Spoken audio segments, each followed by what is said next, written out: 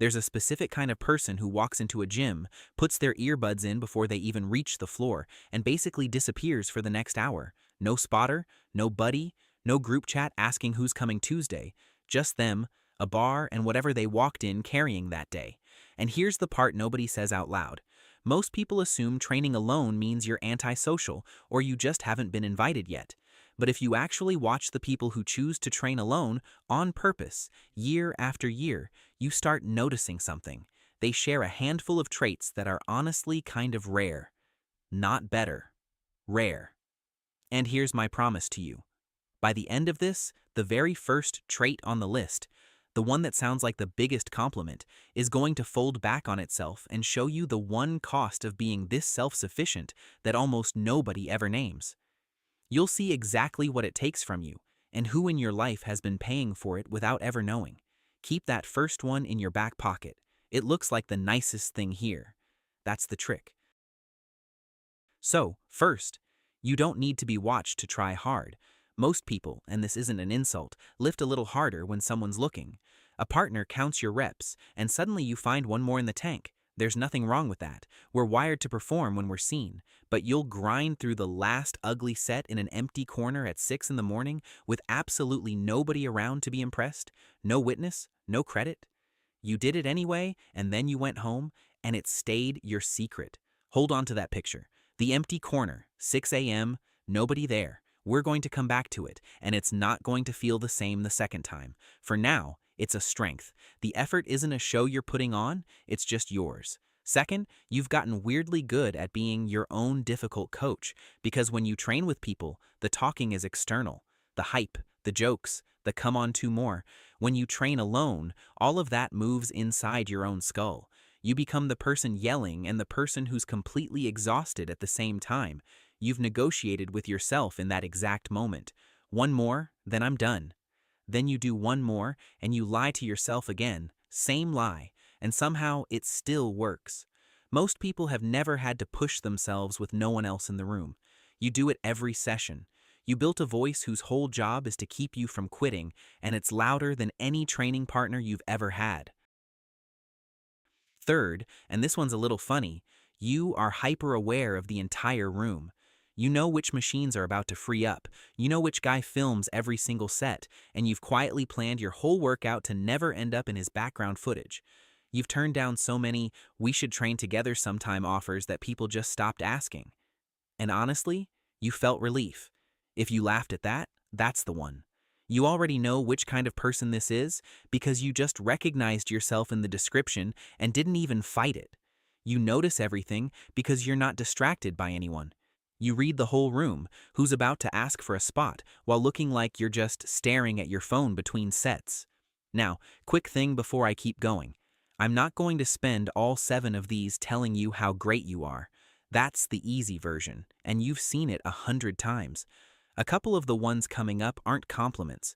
You'll feel the difference the second they land, and one of them is going to reach back and change what that first trait actually meant. Fourth, the gym isn't really a social space for you. It's closer to a thinking space. You know that thing where you walk in dragging some argument from earlier, something somebody said 3 hours ago that's still sitting in your chest. And then 40 minutes later, it's just quieter. Not solved. Quieter. You weren't really there for your shoulders. You were there to put your phone face down and have 90 minutes where nobody on earth could reach you. Training alone protects that. The second someone joins, it turns into a conversation, and a friend asks how your day was between sets. You came here to stop answering that question. That's the loud half of this list, the part that's easy to admire. Here's where it gets a little quieter. Quick fork in the road, and you don't have to answer out loud. There are really 2 people who end up training alone. One does it because the quiet is simply where they focus best, a preference, nothing underneath it. The other does it because somewhere along the line, being on their own started to feel safer than the alternative. Same earbuds, same empty corner at 6 a.m., completely different reason for being there. One of them is solitude as focus.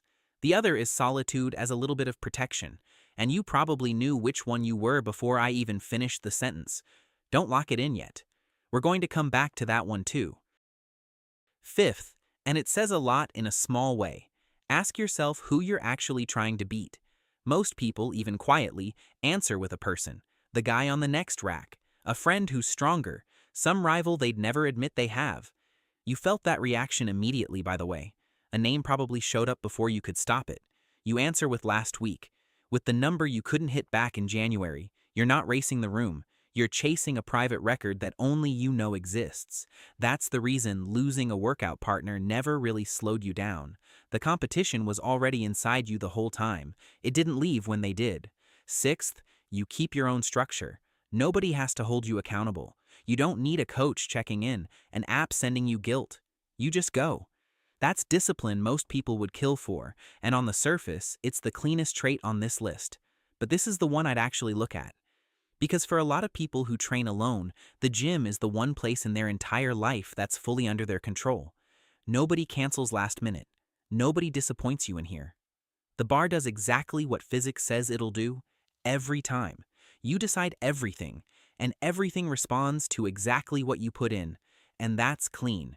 So clean compared to the rest of life, where people are unpredictable, effort doesn't always pay off, and you can do everything right and still get let down by someone you trusted. So remember that fork from a minute ago. Sometimes I prefer to train alone is just true. And sometimes it's the polite version of I'd rather not depend on anyone because the last few times I did, it went badly. Sometimes the independence is real, earned strength, and sometimes it's a place to hide that looks exactly like strength from the outside. You probably already know which one yours is. I'm not going to tell you. You felt something move just now, and that reaction is the answer. Seventh, you're genuinely comfortable doing hard things that nobody will ever know you did. That's rare. Most people need someone to witness the effort, or in the back of their mind, it didn't fully count. You show up at an hour no sane person would pick, do the work, walk out, and never mention it to a soul. And now go back to where we started. The very first thing I told you about yourself was that you don't need anyone to watch you try. I called it a strength, and it is one. But sit with what it actually means. The hardest you have ever pushed. The most stubborn, most alive version of you that exists. The one in the empty corner at 6 in the morning. The people who love you have never once seen that person. They've never been in the room for it. You made sure of that. So they love a calmer version, an easier one. The real one only shows up where nobody's looking, and you've spent years making very sure nobody's looking. That's the thing nobody warns you about being this self-sufficient. It isn't that you're alone. It's that the truest version of you only exists when you're alone. And that's a much quieter kind of lonely than the one people usually talk about. So the next time someone asks if you want company for a session, don't worry about what you say. Just notice how fast the no comes out. Not because the no is wrong, it's usually the right call. Just notice the speed of it.